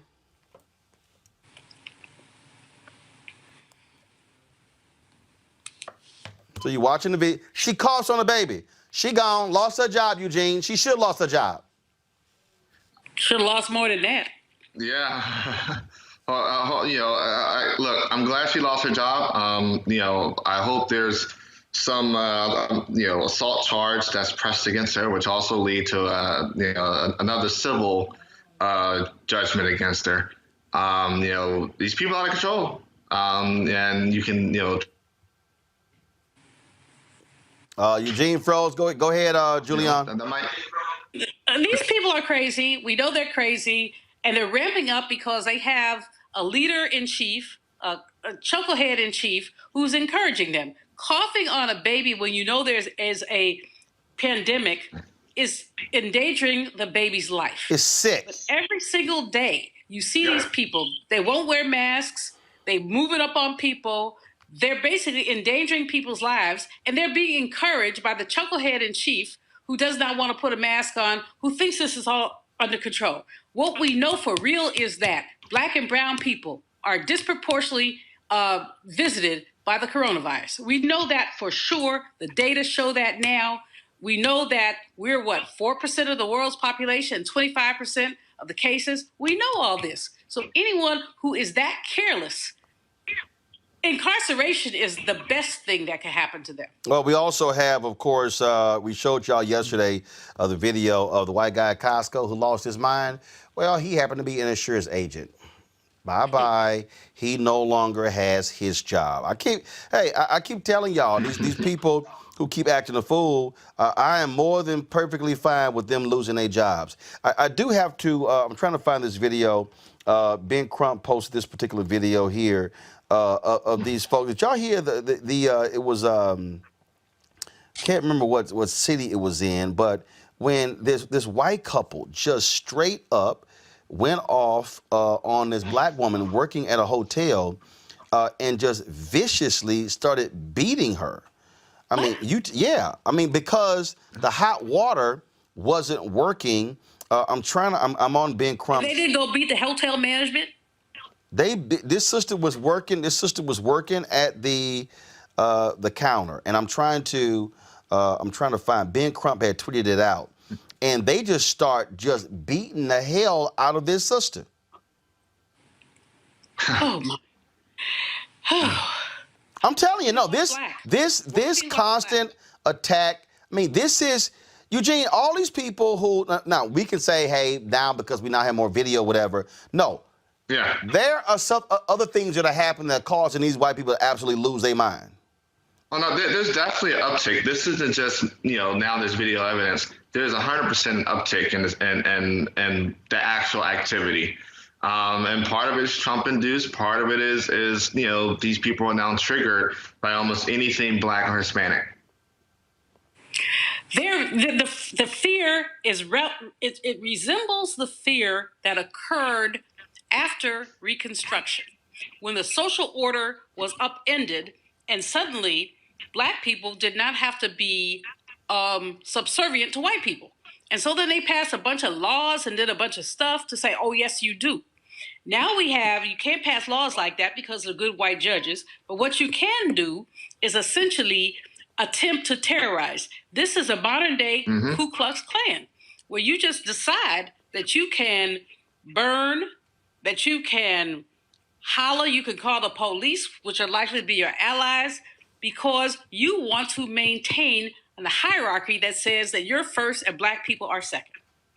Well, and again, I need, in fact, here's the video right here, folks. So this is the video. So apparently this couple, so watch this here. This couple, there was some issues with the hot water. And so he had a sister right here who's trying to help this woman with ice. All of a sudden, this white couple comes on, and this guy, he just punches and then they punch and kick. They viciously beat this sister, angry with her. And first of all, the wife sits here and pushes the man off. And then you have these other two workers who step in, and a woman who's working there, and now you see this other person running in at the end there. But again, I mean, this is capture right here. This took place June 26th. Watch. So they walk, and so she punches her, and then the wife begins to hit her, and then the husband, he just slams her down, kicking her in the head, punching her as well. Are they going to jail, Roland? That's what I'm going to put. Let's see here. I'm looking at the story here. This took place in Nassau County, New York. Philip Sauner and Emily Orbay, the sister who worked there, 59-year-old Crystal Caldwell at Mystic Inn. They hurled racial slurs, hit her in the head, and kicked her in the ribs. And arrest warrants were filed against both of them. Arrest warrants were absolutely filed against them. But have they been arrested?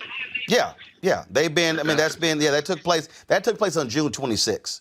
So this story here is from July 2nd. Yeah, but arrest warrant applications are filed on July 2nd. Okay, I don't want to be ghetto, but are their asses in jail?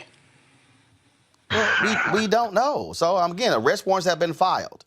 So again, they were now the police were 1 second. The police were criticized with the delay in charges. This story here says questioning by the couple was not arrested the day of the incident, but Stonington police defended their investigation and have said they wanted an ironclad case. That's according to the story in current.com. Ironclad case as in you could kick me, than what you saw right there in the footage. Hit me, and you need some ironclad case. I got your iron and I got your clad. This is absurd. And I'm sitting here saying a 59-year-old black woman who's working in a hotel, probably as a caretaker, as a maid or something, making very little money. She ain't in charge of the heat. I mean, she's not in charge of the heat. This is absurd, and this is the way that black women on the hierarchy are sitting there. And whoever owns that hotel needs to sue those people. The sister needs to sue those people, and those people need to be up under somebody's chin. Well, bottom line, again, I'm telling you, this is why video matters and why all that's important. All right, folks, we surely appreciate it. Thank you so very much. Thanks, Julianne. Thanks, Eugene. Folks, we're going to a break. When we come back, we'll chat with Dr. Howard Fuller, retiring after more than 30 years with Marquette University. He's been an ardent supporter of school choice, parental choice, and we'll talk with him about Joe Biden, education, also, of course, Trump administration and their whole attitude when it comes to reopening schools due to coronavirus. All that's next on Roland Martin Unfiltered. You want to support Roland Martin Unfiltered? Be sure to join our Bring the Funk fan club. Every dollar that you give to us supports our daily digital show. There's only one daily digital show out here that keeps it black and keep it real as Roland Martin Unfiltered. Support the Roland Martin Unfiltered daily digital show by going to RolandMartinUnfiltered.com. Our goal is to get 20,000 of our fans contributing $50 each for the whole year. You can make this possible. RolandMartinUnfiltered.com.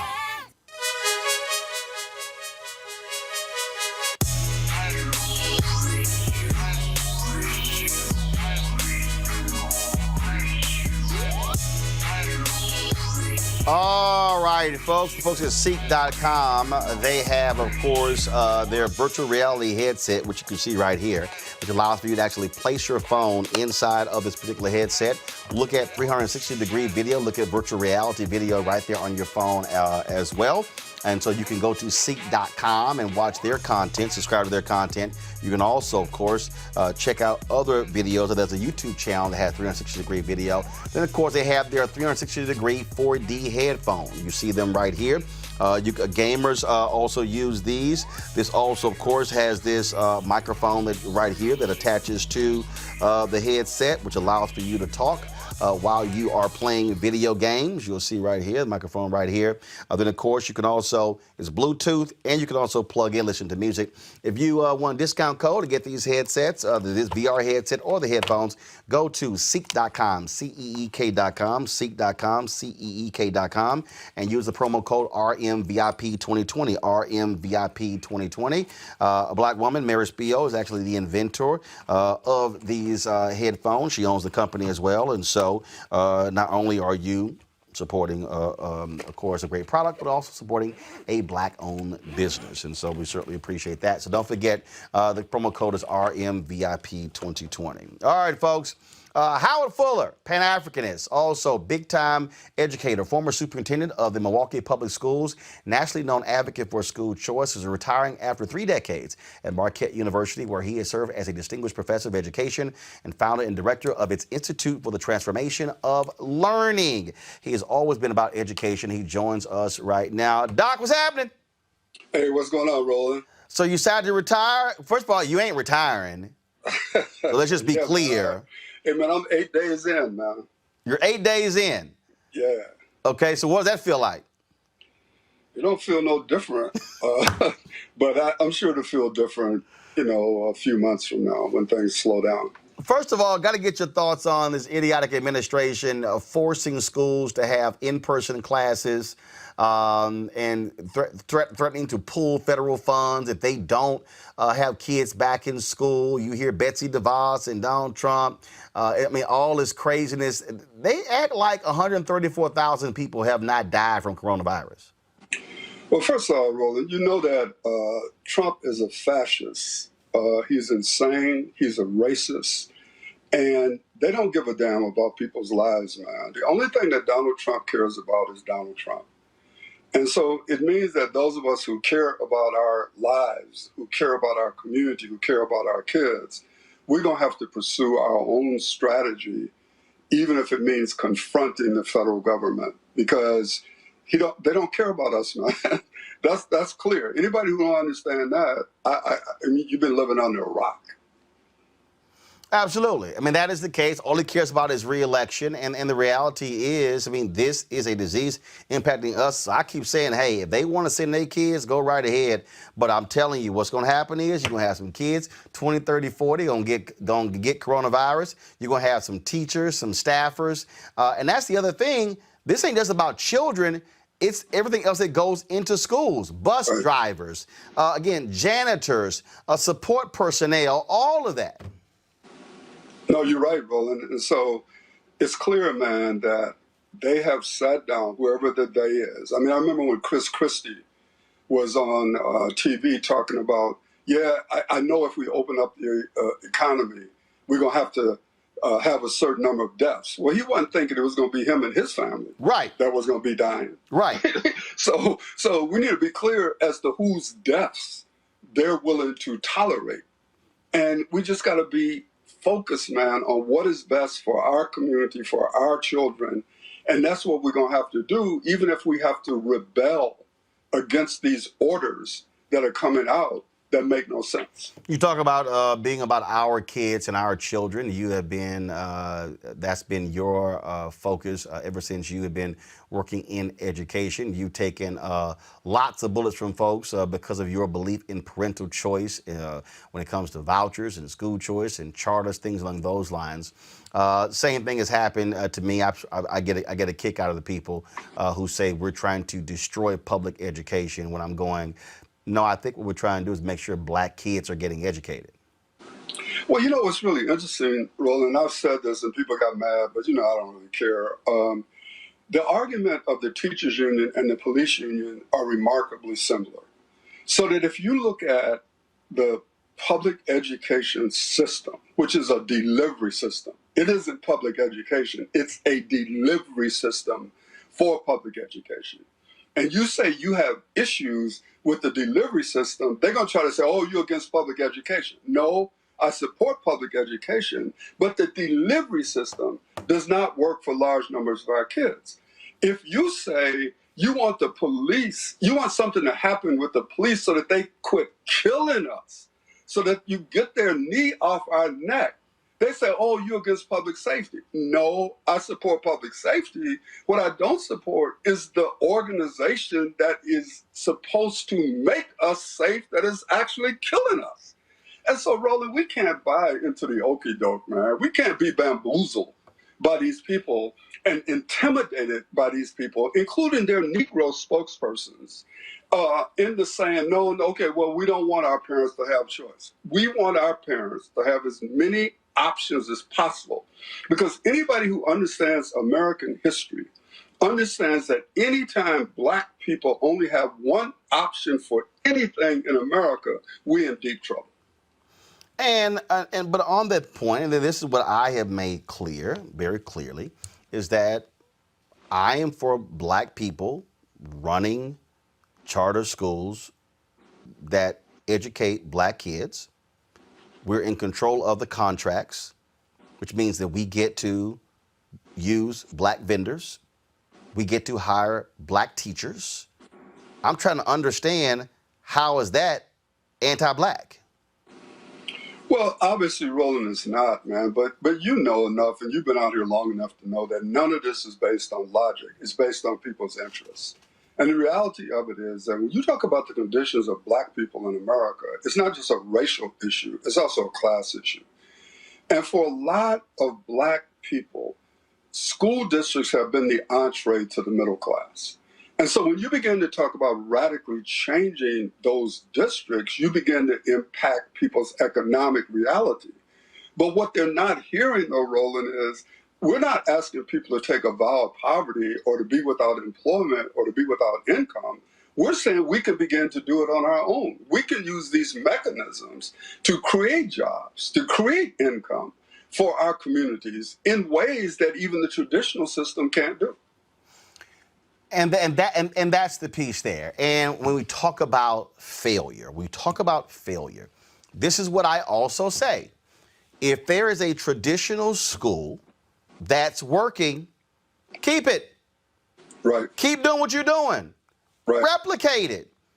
But if there's a traditional school that is failing and is failing our children, I can't look a black parent in the eye and say, hey, wait for my 5 or 10-year plan to kick in if your child is in the 7th grade, because by the time my 5-year plan kicks in, they will be walking across the stage with a subpar education. Yeah, but I've also heard you say, Roland, that if there's a charter school or a private school that is being run by black people, but it ain't educating black kids, Precisely. And that's the deal. I mean, look, my nieces were enrolled in a black charter school in Houston that was a piece of crap. And me and my wife told them and said, no, they coming out because y'all don't know what the hell y'all doing. I'm absolutely about shutting down anything that don't work. But Roland, I've heard you say it over and over again, and the fact that you keep getting criticism obviously means that people are not trying to hear it. They're listening to Diane Ravitch or Randy Weingarten or whoever the hell they're listening to, and they're not trying to listen to reason. They're not trying to listen to the logic of your argument, because it ain't about that, man.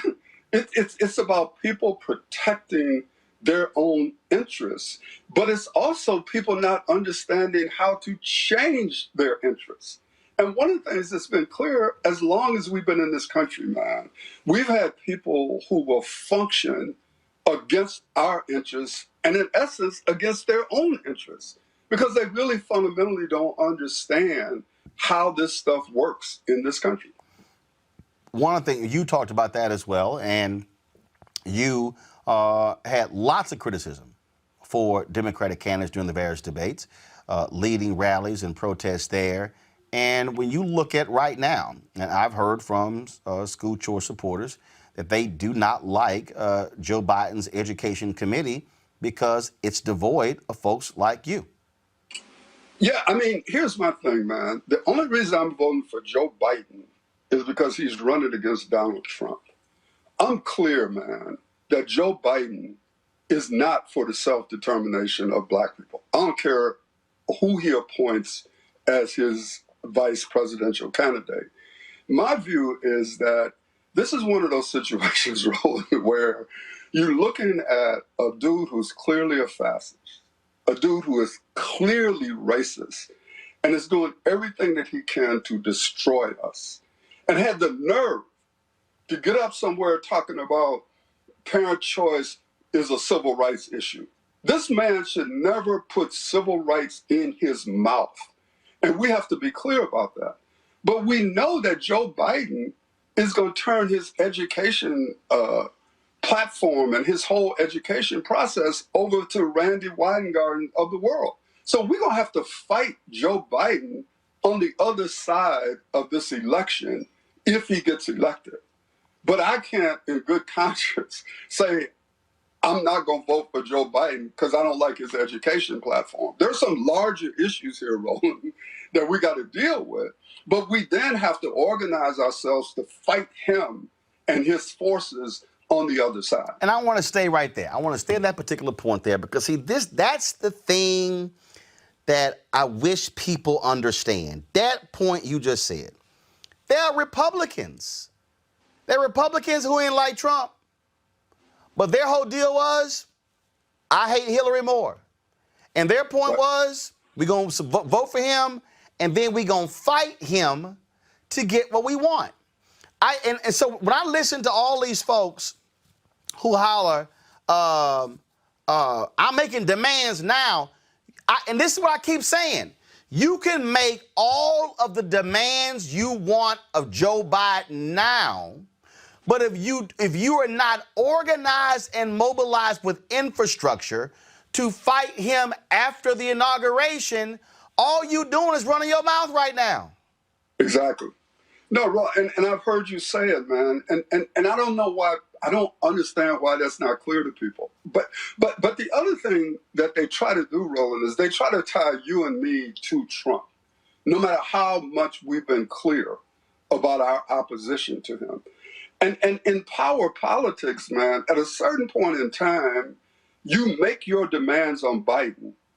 But there comes a moment when you have to say, okay, I done made these demands. He didn't listen, but I'm still going for him. But while I'm going for him, I'm organizing myself to fight him the night after the inauguration. Right. Or the night of the inauguration. Right. And that's the point right there. That, look, hey, man, right, do understand. And in fact, I'm going to try to find it when I interviewed, when it was the night before the inauguration of Obama. I moderated a panel. Spike Lee's ad agency sponsored it, Howard University, Camden Auditorium. On that panel was Reverend Jackson, Reverend Sharpton, Cornel West, Donald Brazile, I think Amy Holmes or Tara Wall, one of them. I can't quite remember. And we sat there, and Cornel West said, we're going to put pressure on that brother. He said, we support him, we love him. Talking about Obama. Right. And so black folks got mad, and I was like, y'all play the tape. He said it. And I think that's the piece. I think the problem is that we got a lot of people, I ain't gonna name names, I've done it before, but I'm gonna give them the benefit of the doubt right now. We got a lot of people who talk a good game, but are you willing to put pressure on that person once they are in office? And that's the difference. And I'm just like you. I'm going to give Joe Biden hell. When Joe Biden said, we getting rid of charter schools, I'm like, Joe, do understand, you're going to hear from me and a whole bunch of other black people, especially black parents, if you think this is going to be the only option we're going to have for our kids on the education side.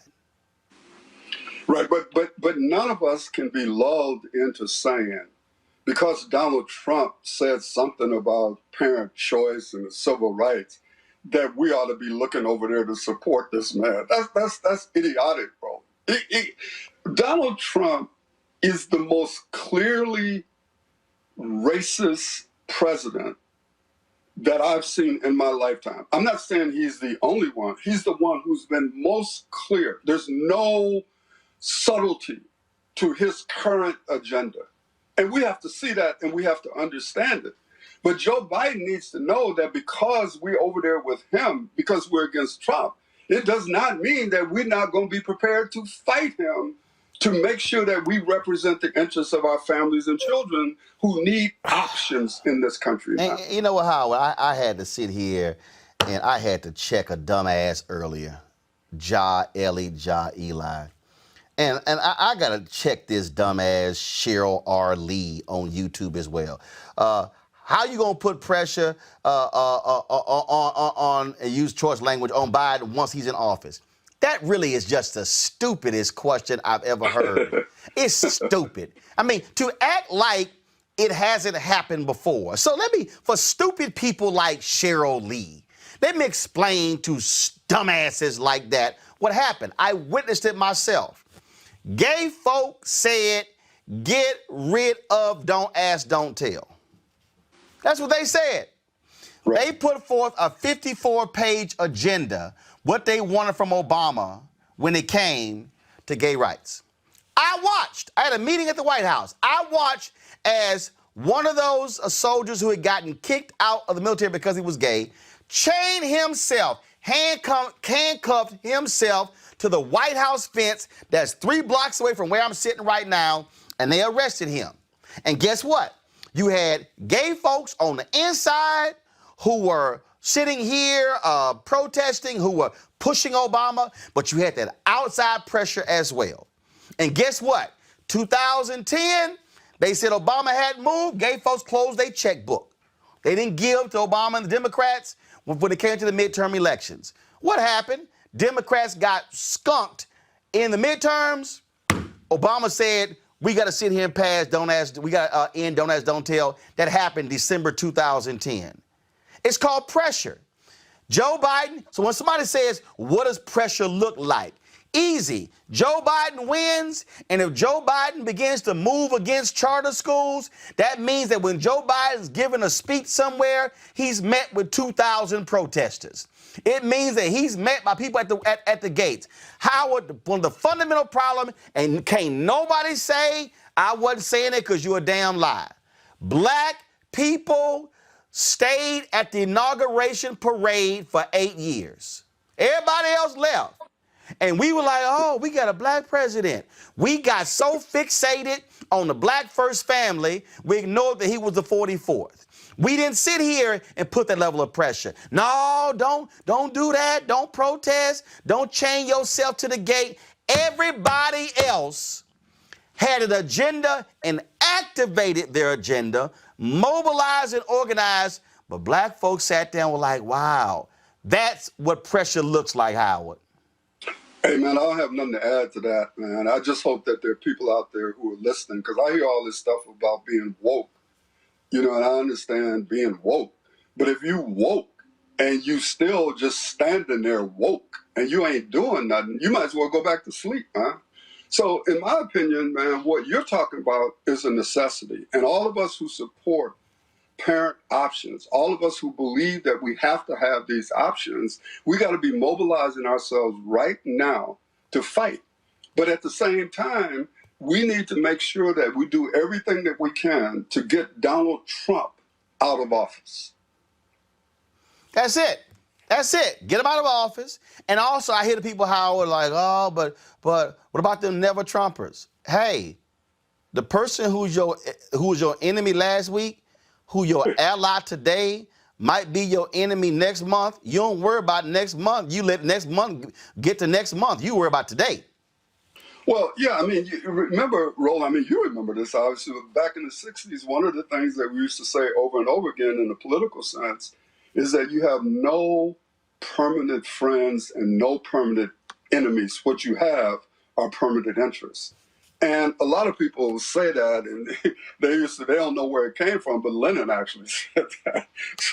So when people start talking about things, they ought to know where it came from. But the concept is what we were talking about, and I think that concept applies now.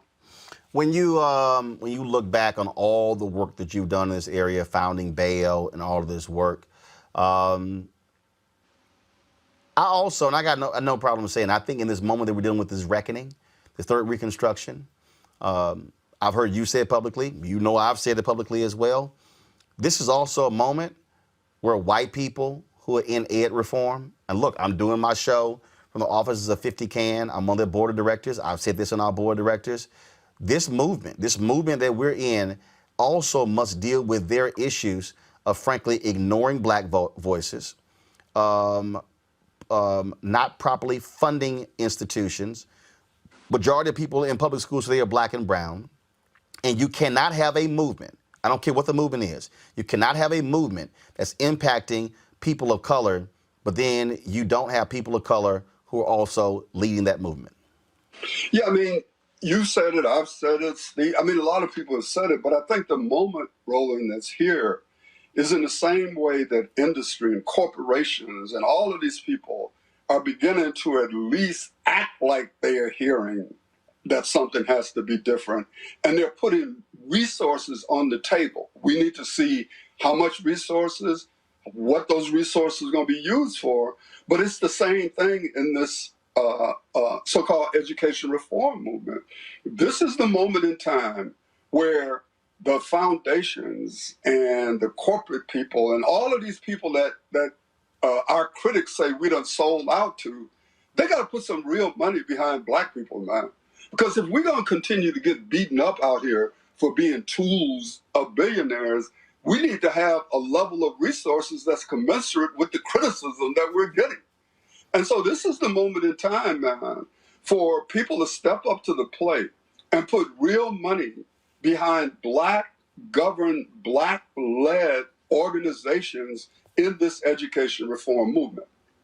I gotta ask you about this here. We were on a panel at the National Association of Black Journalists several years ago, and all these people, they were criticizing you.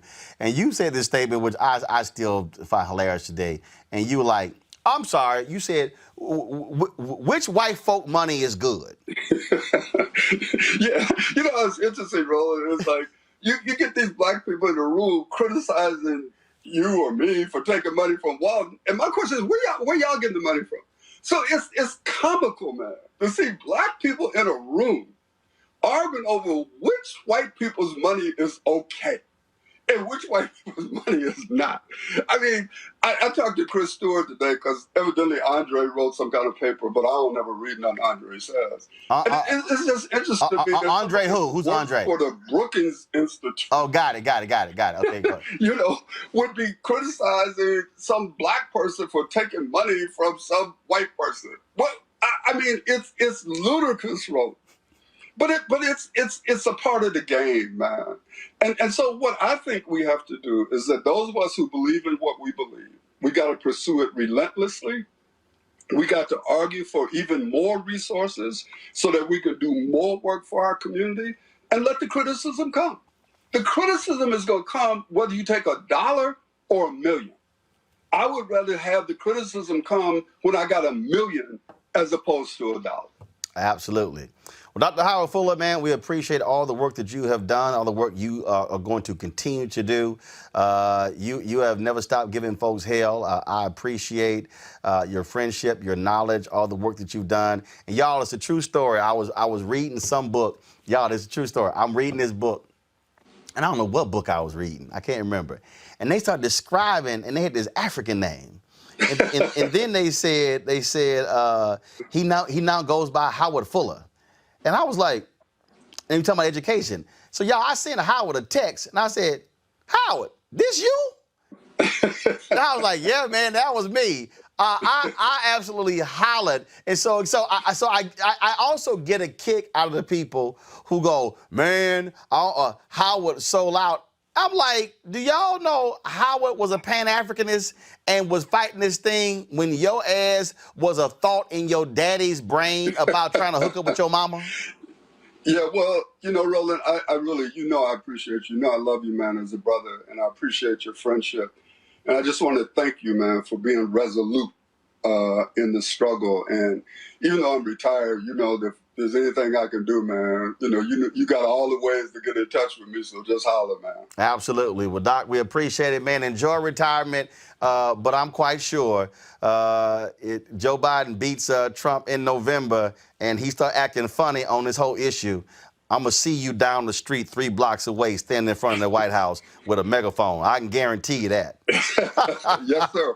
I appreciate you. All right, thanks a lot. Appreciate it. All right, folks, that's Dr. Howard Fuller. Y'all, please, I should have pulled it up, so just give me a second. I want y'all to get Howard's book, a phenomenal book, where he talks about, of course, his history in education, being the superintendent of the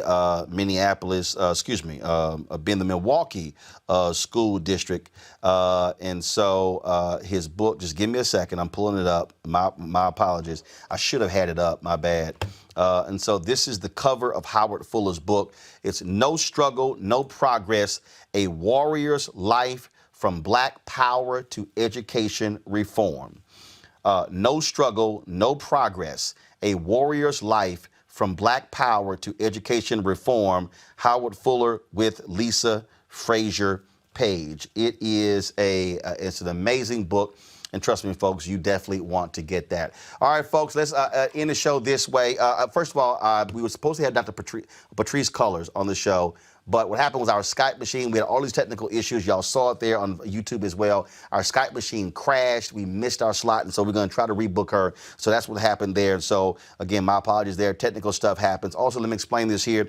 We've been having some issues also trying with our signal on YouTube the last couple of days. We've been meeting with our building, trying to get them to come in, check it. We've been meeting with, we've been calling the folks at Xfinity, trying to get them to come in as well. And so, again, we're trying to figure out exactly what the problem is.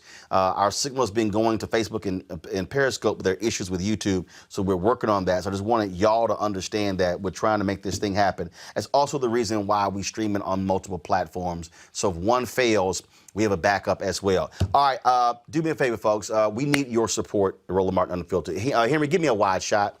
I just want to show y'all what your money is also going to. So just give me a wide shot. I told y'all, so I did this. We did the show I did the show from home for Friday and Monday.